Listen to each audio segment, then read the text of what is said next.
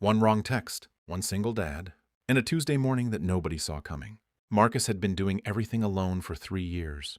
Waking up alone, cooking alone, putting his daughter to bed alone. His wife left when Lily was barely 2 years old. And since that day, Marcus had been running on coffee, willpower, and the kind of quiet strength that nobody ever notices until it's too late. He worked as a project manager at a mid-sized logistics company. Decent job, decent pay, not a lot left over after rent, groceries, and daycare.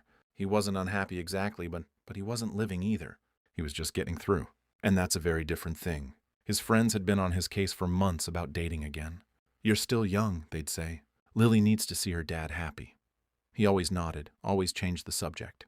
But one evening, after Lily was finally asleep and the apartment was quiet, something shifted. He picked up his phone and decided tonight was the night he'd actually do something about it. There was a woman named Sarah. He'd met her at a coffee shop the week before. She had laughed at something he said, and he hadn't felt that in a long time. The feeling of making someone laugh and actually caring that they did. She had written her number on a napkin. He'd saved it in his phone, or at least he thought he did. He typed out a message. Something honest, something a little brave. He wrote, "Hey, I haven't been able to stop thinking about you since we met. Would love to take you to dinner sometime. No pressure, just two people who clearly had something." He read it back once, hit send. Now if that name means nothing to you, let me explain exactly why Marcus felt the floor disappear under his feet. Diana Voss was the CEO of Voss International, the billion-dollar company that had acquired his firm just 4 months earlier. She had personally emailed him once after a quarterly report he'd put together caught her team's attention. He had saved her number out of professionalism, and somehow in one distracted moment, his phone had auto-filled the wrong contact.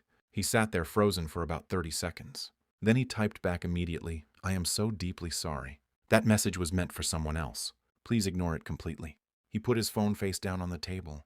Then he picked it back up, put it down again, stared at the ceiling, started mentally writing his resignation letter, thought about whether he could move cities, decided that was too dramatic, picked up his phone again.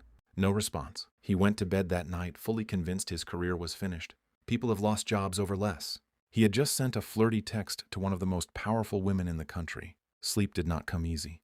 Then at 11:48 p.m. his phone buzzed. Diana Voss had replied. 3 words. What kind of connection? Marcus stared at that message for a long time. Was she testing him? Was HR already involved?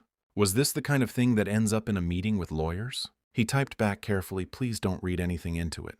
I'm truly sorry for the confusion. Buzz, I'm not asking as your CEO. I'm asking as a person. What kind of connection?" Something about that stopped him cold. Not as your CEO, as a person. He thought about it for a long moment.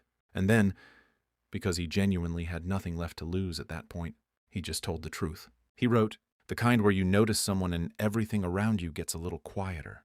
That's the only way I know how to describe it." The typing dots appeared, disappeared, appeared again. Then nothing. He waited. 20 minutes, nothing. He figured he'd made it worse.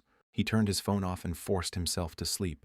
At 7:14 in the morning, someone knocked on his front door. He stumbled out of bed, still half asleep, wearing a wrinkled t-shirt and old sweatpants. He opened the door expecting his neighbor, or maybe a delivery guy. It was Diana Voss, in person, standing in his doorway. Dark blazer, hair down, no makeup, holding 2 cups of coffee. She looked nothing like the polished executive headshot on the company website.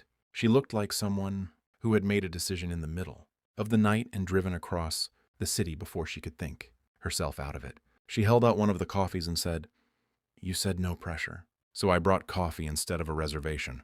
Marcus didn't move. He didn't speak. He was not a man who got surprised easily, but he was surprised. Then from down the hallway came the sound of small feet, and Lily appeared. 4 years old, dark curly hair, pink pajamas, rubbing her eye with her fist, squinting at the stranger. At the door with the deep suspicion that only small children can pull off. Diana looked down at her, then back up at Marcus.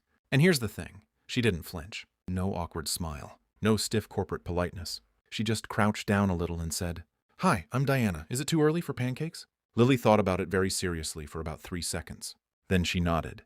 The 3 of them sat around Marcus's small kitchen table that morning. Diana found a box of pancake mix in the cabinet and made breakfast like she had done it 100 times before. Lily talked and talked and talked about a cartoon dinosaur for almost 20 solid minutes. Diana listened to every single word like it.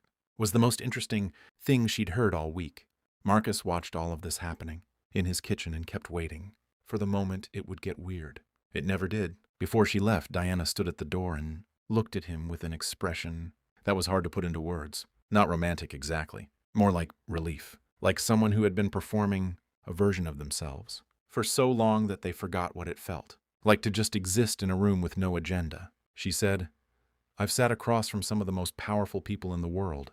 Nobody talks to me like a regular person anymore." That text, even by accident, was the most honest thing anyone said to me in a very long time. She left her personal number on a sticky note on his counter. Not the work contact he already had. A different one. They had dinner the following Friday.